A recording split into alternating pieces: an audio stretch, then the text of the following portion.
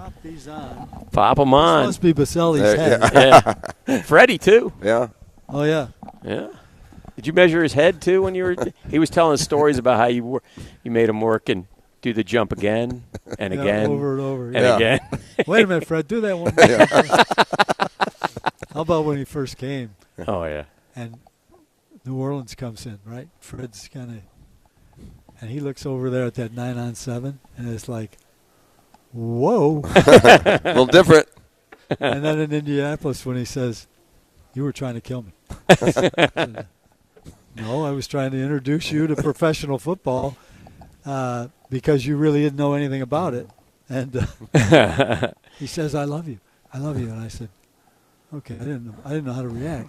He's telling me all about it, and the elevator doors open. Yeah. He steps in and he goes, I love you, but you were trying to kill me. I think he would say that right now, too. You know what's amazing is in talking to, and obviously we've heard all the stories and been there and seen them, but it must be very gratifying to you to know the effect that you had on a lot of young men through the years. I mean, and you stood true to yourself and true to your principles, and we talked about how you changed as a coach and stuff, but you didn't change certain things. You stayed strong with the way you were, and it had an effect on all these guys. Yeah.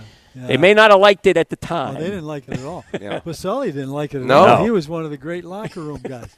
I will say this about Jeff Lageman, for as much as he wanted to,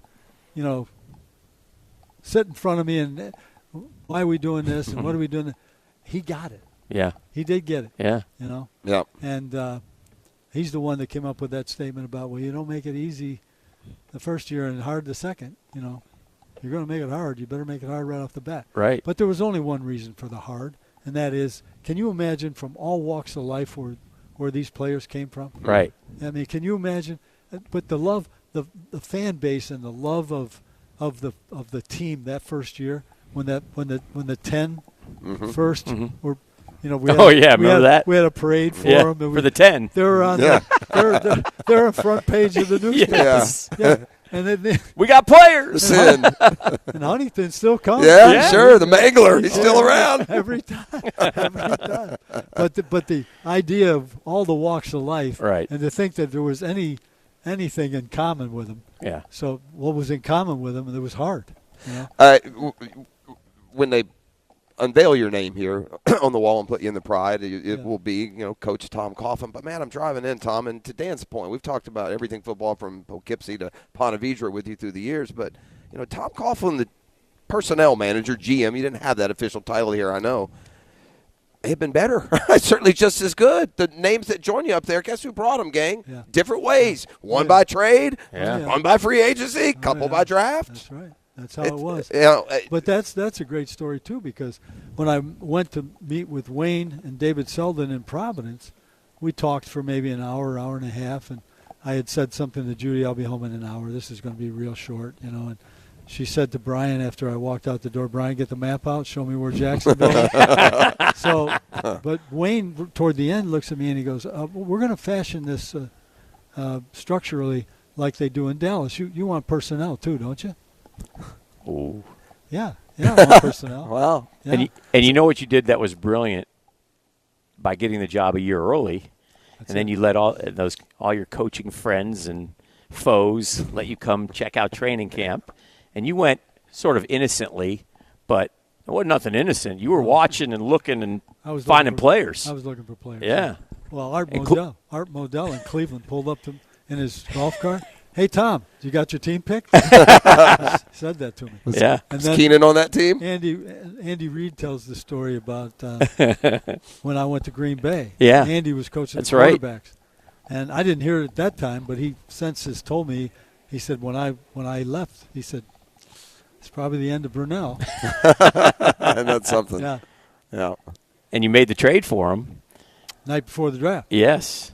And, obviously some franchise-altering moves going into there. Oh, yeah. Yeah. But that's a great story because I picked up on Philadelphia and Green Bay were supposed to be, the trade was supposed to be done. Mark was going to get traded, right? Yeah. It wasn't done. So I called Ron Wolf, and I said, Ron, I just want to tell you right now, I'm interested in Mark Brunell. And the things that I hear about, they want to, they need this, they need that, the prolonging is not going to take place with me. I said, it's done this afternoon if you want to do it. And then he eventually, and then he said, and Ron said, can you make me look a little better? I said, well, what do you mean? He said, can you give me something? I said, okay, I'll give you a fifth too, because I had the extra pick. So I gave him a third and a fifth to get Burnell. Wow.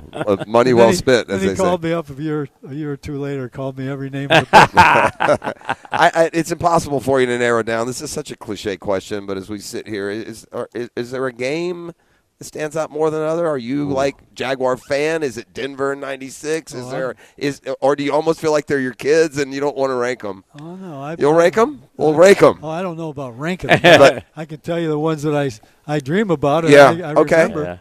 Yeah, sure. Not only the games, but flying back here. Oh, that was something. With 35,000 people we were here. In the stadium. Yeah. I mean, I never heard of anything like that. It was crazy. And y'all flew over. I was here covering it for the news, and he did this. Remember? So you get a good the look. Captain did that, and I said, "What the hell is this guy doing? What are we doing over here? The airport's over there." Yeah. One of those deals. But you can't. I mean, how do you? Buffalo, Denver. I'm so ticked about the championship game. 4:00 game, freezing. Oh, it was so freezing. cold. Dark. Really dark. Just, Stadium dark and everything. And we snapped the ball over the punter's head. That was not a good thing.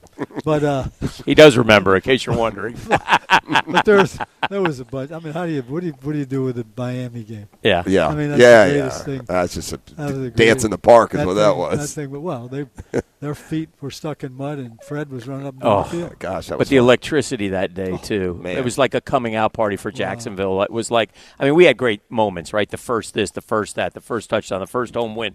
But that game with the towels in the air, and we were doing radio then, and being on the sideline, and it goosebumps. I still get them just thinking about that game as that unfolded. Yeah, no, that was.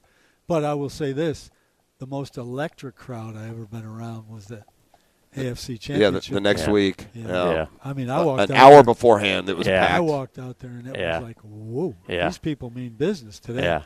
Do you get a sense as a coach?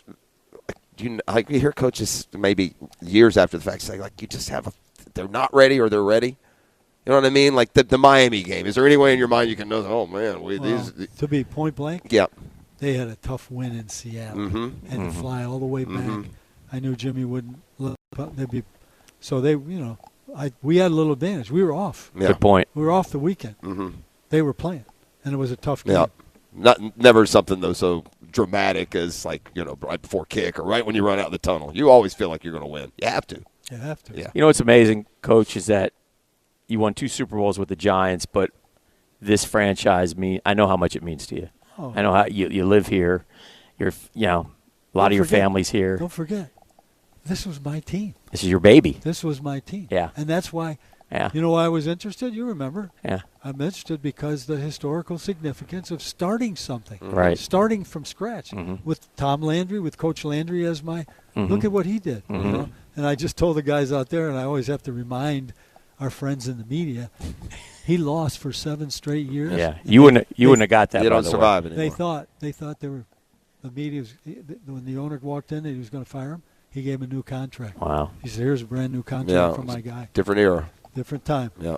But that's why. I mean, yeah. And I mean, we had obviously ownership and minority owners, all great guys. I enjoyed all of them.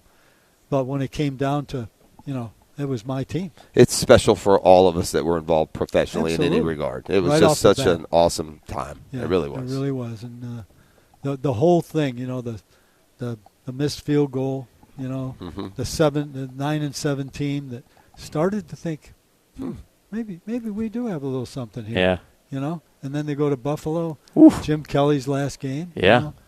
Never lost a home playoff game before that day. Never. Man. Natron means 175 that day. That's right. 31, 175. Pete Mitchell went 60 or something down there. Yeah. He sure did. Big Clyde had that was a touchdown. Great story, too. Nobody even talks about that. Yeah. Natron is out of job. Yeah. I go up. I'm working the college thing. Mac Brown and I sit down. I tell him, I'm interested in this guy. Mac helped. He gets him. Gets the kid in. He's 272. He was a big. I said, Natron, I want to do this, but I will say this to you. You're going to play next year at, I think I gave him 242. Okay. So you're going to play at 242. And he looked at me.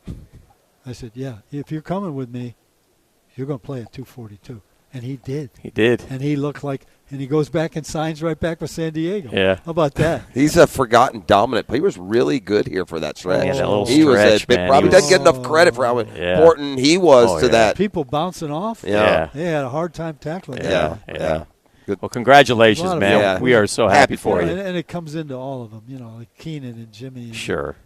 God almighty, 112 and 96 or whatever they were that year. Mm-hmm. I mean, Fred, remember the draw against Tampa? Yeah. Yeah. He goes Yep. the night 70. game. Oh, yeah. Remember the blitz, the all-out strong safety blitz, and Mark just throws it up, and Keenan goes runs and gets under the it. ball. Yeah. I'd like to announce that he'll be fined. Okay. Late.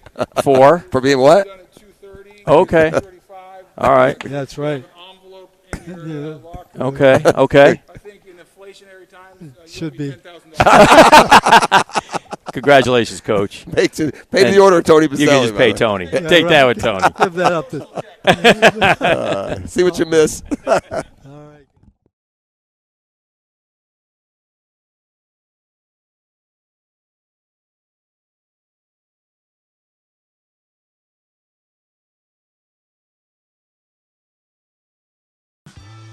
Hey, Mia here, and thanks so much for watching 1010XL Jaguars. For even more coverage of the Big Cats, be sure to subscribe to 1010XL Jaguars.